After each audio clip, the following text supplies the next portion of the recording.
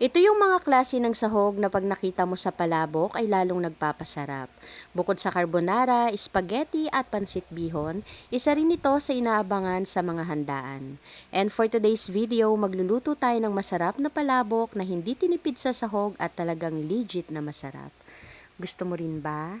Tara, luto tayo. Sa recipe na ito ay kakailanganin natin ng palabok noodles at sa likod po niyan may instruction po yan kung paano ito i-prepare at lutuin. At habang naghihintay nga tayo na maluto yung palabok noodles, pwede na nating ihanda yung iba pang mga ingredients na kakailanganin. Dito pala sa lulutuin kong palabok, gagamit ako ng tinapa. Iprito muna natin yan, then yung laman himay-himayin natin. At yung tinik, wag natin itatapon kasi pakukuluan natin yan at yung pinagpakuluan, ito yung gagamitin natin na pangsabaw sa pagluto ng palabok sauce. After nating maluto yung tinapa, next na nating lulutuin dito yung shrimp. Bali sa isang pan, nagtunaw lang ako ng butter, then nilagay ko na dito yung hipon.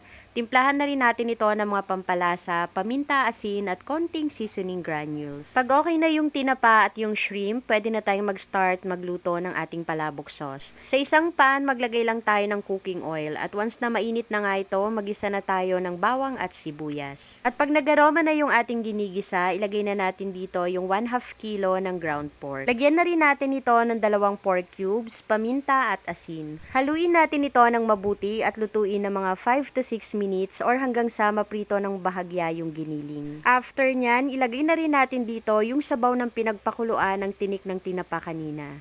Haluin natin ito ng mabuti hanggang sa kumulo. At pag kumulo na, pwede na tayong maglagay dito ng atswete powder. Ito pala yung gagamitin ko na pampakulay para sa ating palabok. Pero kung gusto nyong gumamit dito ng annatto seeds, pwede rin naman po.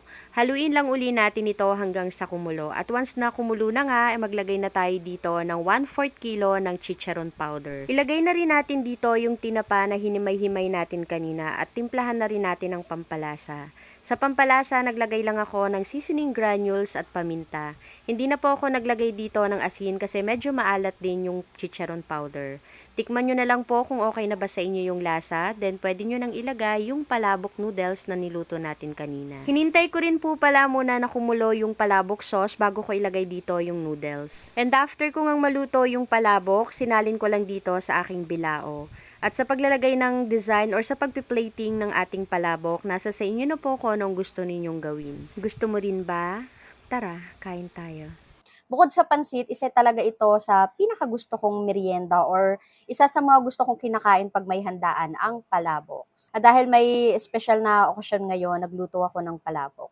Yung hipon pala, ginamit ko lang siya na pang toppings kasi dito nga sa bahay, hindi sila pwede sa shrimp, lalo na yung aking mga anak dahil may allergy sila. So ako lang yung kakain ng may shrimp.